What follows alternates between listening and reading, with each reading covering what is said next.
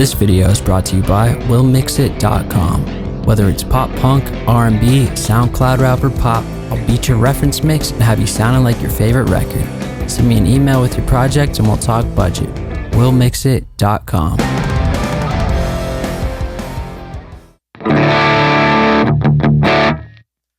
Alright, so I've been obsessed with like amp modelers recently, like the Axe effects and just guitar tone in general that you can get from modelers, and amp cloning, amp capture technology, ToneX and all that kind of stuff. So today I want to talk about the Axe effects versus an old MacBook Pro, which is what I've been using as an amp modeler. And I think it'll be closer than you think. And so I've laid it out. I've looked at the pros and cons, and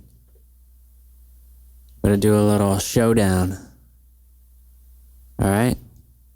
So over here, I got my old MacBook Pro from 2012, mid 2012, 2.7 gigahertz quad core, i7, 16 gigabytes of RAM. And we're going to compare this to an Axe effects, which I do not have. But what I do have is an HX effects, foot pedal in MIDI mode, and a Max for Live device, which you can see right here, that automatically arms the selected track. So whatever track I click on,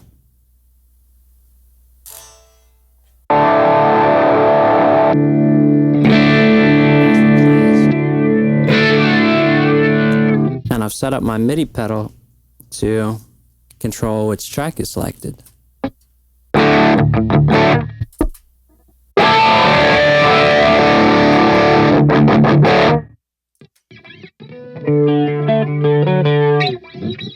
Pretty sweet, huh?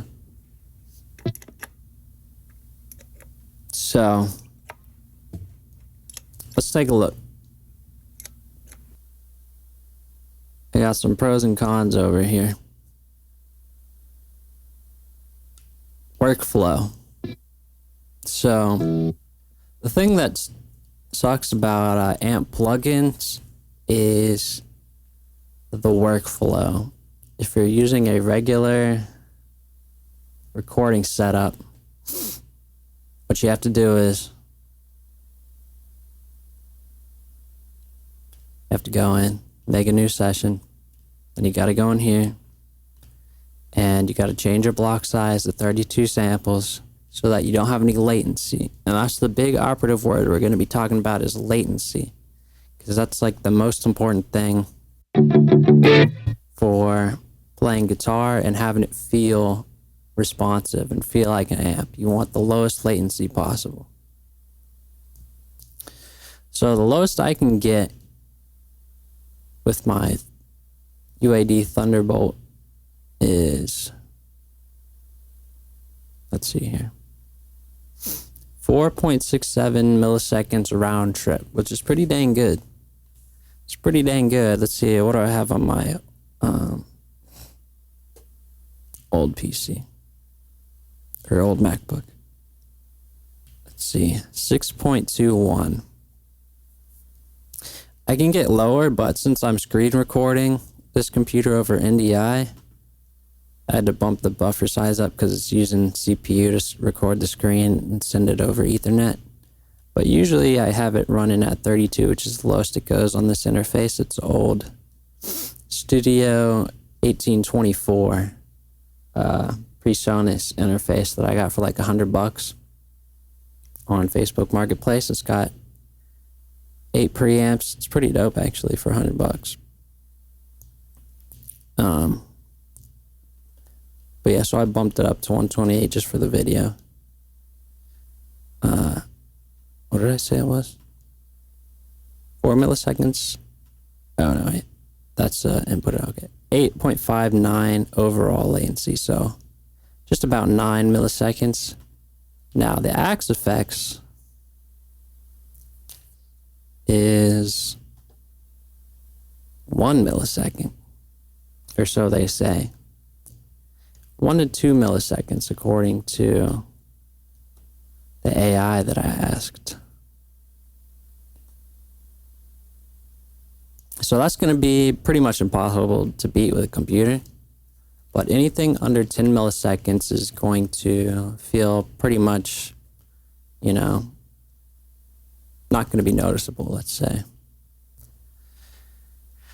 So latency, we'll talk about that some more later. But workflow-wise, an external computer is going to be pretty much the same as an AXFX, because you do not need to mess with all of this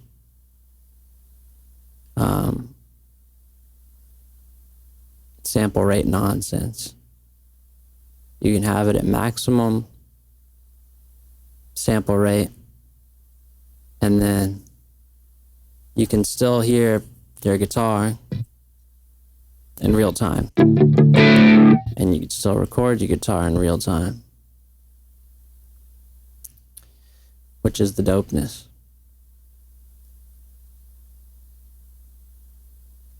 It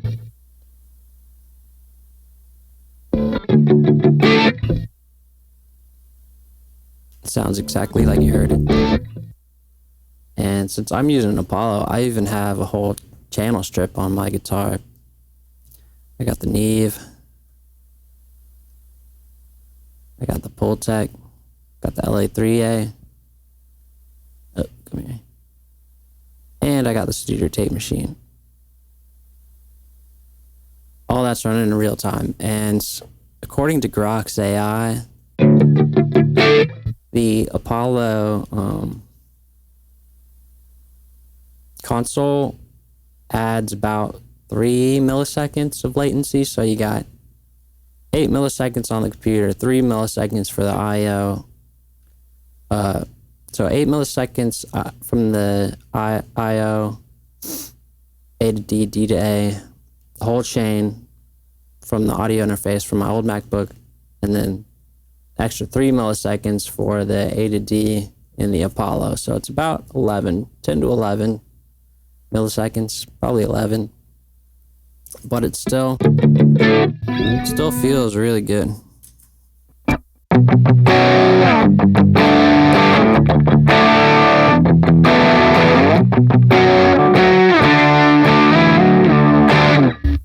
Feels great. So I love that. So workflow wise, they're about equal, but because the AXFX does have a computer editor, which makes it easy to build tones and stuff like that. So I would say it's just about the same as building a tone in plugins on a computer. Otherwise, I feel like they're about equal. So we'll give them each a point for workflow. Let's see what's next. Tone selection. So I put this in both the pros and the cons for both, because it depends on how you look at it. The AXFX 3 has 289 amp models and 130 effects blocks, which is by far and away the most out of any amp modeler on the market and any plugin. But if you're using a computer, you can be using as many different plugins as you want. So THU has 93 amps, 85 effects. Amplitude 5 Max has 107 amps and 160 effects. So if you just combine those two, you get 200 amps, 245 effects, which is more effects than the AXFX, but less amps. So, it kind of evens out. Who needs 300 amps anyways, if we're being honest? It is cool that they have like every single amp ever made, no demand. I don't even know how they do that. Like, how are they making amps so fast? It's kind of totally insane, but it is awesome at the same time. But I mean, that could also be a detriment because if you're sitting there, you're just tweaking amps all the time, you're not making music. So there's something to be said for the simplicity of just pulling up a plugin, pulling up a preset, and you're good to go. So, I mean, I feel like it's kind of even on that at the same time. So we'll give them both a point. I told you it's gonna be neck and neck. It's gonna be pretty close.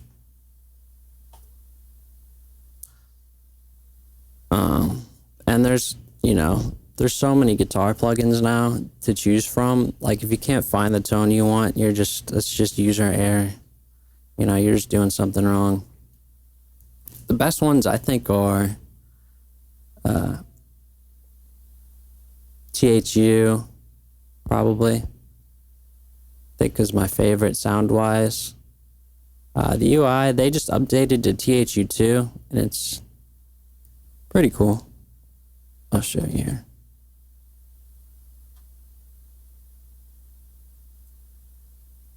It's pretty similar to the old one, but they updated the graphics and stuff. But they updated the sound too. The sound's really good. It's not my favorite UI because I don't like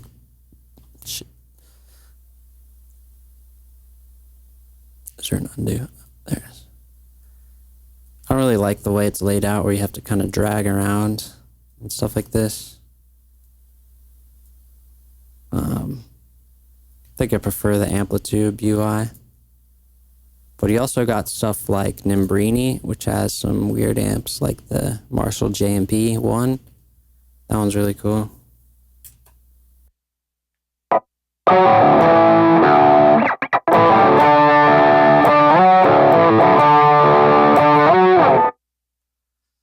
And the Mesa Boogie's Tri-Axis, which is one I've been liking a lot for clean tones.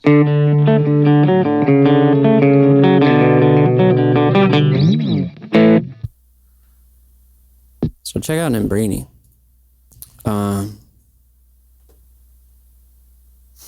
Other than that, you also have NAMM Player, which is free and has practically unlimited amp captures on ToneNet.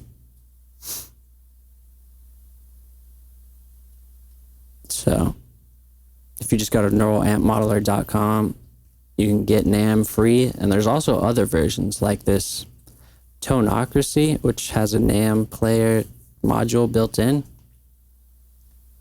But this goes way even beyond that. This is like a fully fledged, amp suite with effects that's free. It wasn't free when it came out, but they made it free now for some reason, and it's pretty cool. I think I got it pulled up here.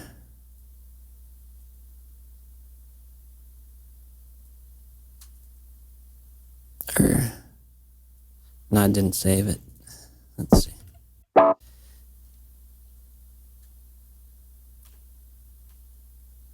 Let's throw this on there. Pull up a tone real quick on Tonocracy. See what do they got going on here. Box.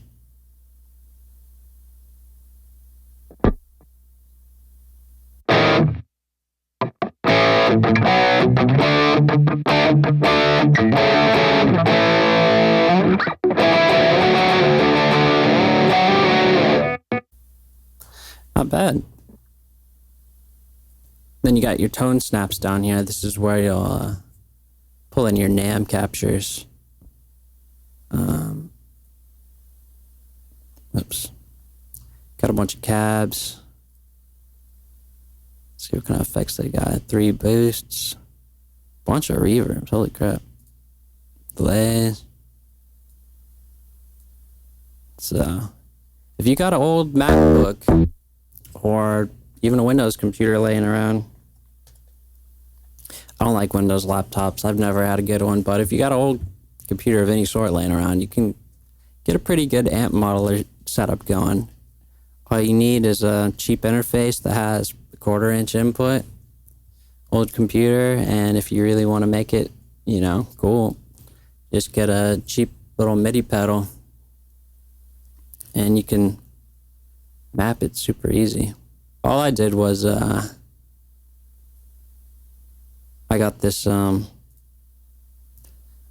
Max for Live device for like $12. And then you go into MIDI mapping mode, and then you just click up here on the track, and then you hit the pedal, and then it's mapped. It's that simple. And you can see how it moves to the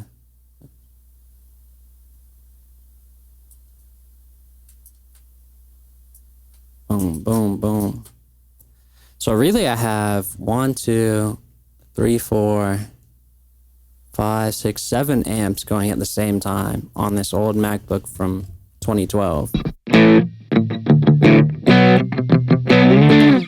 And AXFX can only do 2 at the same time as far as I know. So I mean, in that way, it's kind of better. Alright. So let's see what else. Modular. The MacBook system is modular, which can also be a pro or a con. With the AXFX, if you get the FM9, it's just one unit. You just pull up to the show, plop it down, plug in the cable, and you're good to go.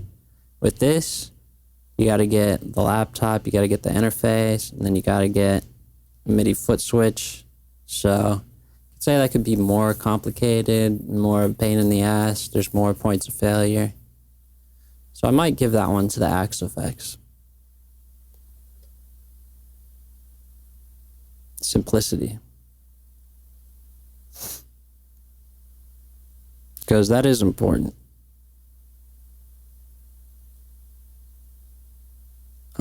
Let's see what else.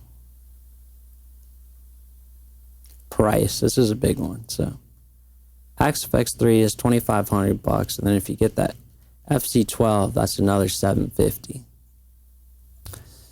Everybody's got an old computer laying around, so that's free, or you can get a cheap one, and it's still good enough to run a decent amount of amp plugins and effects in real time. So we'll say free to like, I don't know, $100, $200. And then THU is $269, but if you get the Slate everything bundle, it comes with THU, and that's like $15 a month or something. Amplitude 5 and Tone X regularly go on sale for $99 for both of them. So I mean, you're paying as low as $100 or free if you go with NAM and Tonocracy. Could be free. So $2,500 free. I feel like we got to give the MacBook that one. Yeah, I feel like we got to give the MacBook that one. And then finally, latency. AXFX, like I said, 1 millisecond, so we got to give that one to the AXFX. So overall,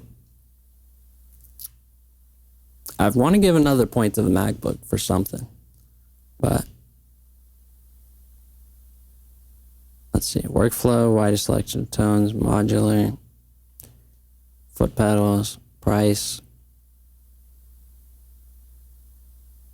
I mean, they're about the same on foot pedals because you can get a bunch of foot pedals, MIDI foot pedals for the AXFX.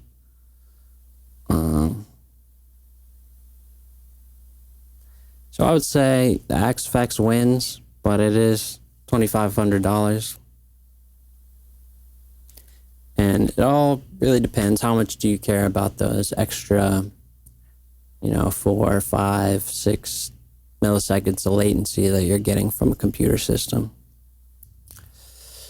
And like I said, anything under 10 milliseconds is you're not gonna notice it. It's gonna feel great.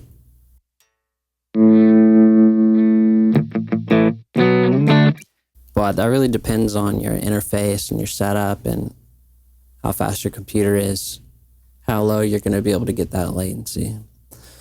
So yeah.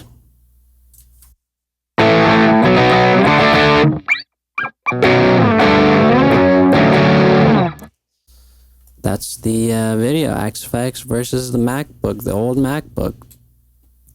XFX wins, sadly, but, you know, consider old MacBook. I mean, I'm really loving this setup. I'm really loving having this pedal right here.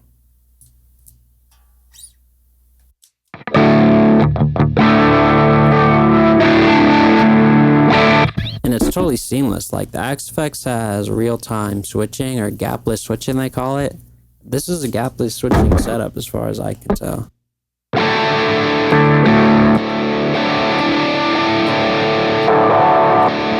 There's no gap whatsoever in that. So, I mean, you could even say gapless switching.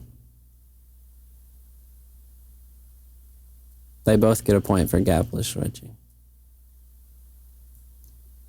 And that's really important for feeling good, because even like I have an Ampero 2 stomp pedal, and it kind of technically has gapless switching, but there's still a little gap. And with the MacBook, there's no gap at all. None whatsoever. Hey, hope you enjoyed the video. If you're anybody you know is looking for mixing and mastering, tell them to hit me up. My website, willmixit.com, is in the description. Got competitive prices, but it'll sound better than anybody else. I guarantee I will beat any mix, any demo. It's going to sound amazing. I've been doing mixing for a long, long time now. So you can hit me up. We'll talk about it. We'll work with your budget. And it's going to turn out great. You're going to be really happy, and you're going to love that you went to willmixit.com. All right, peace, y'all.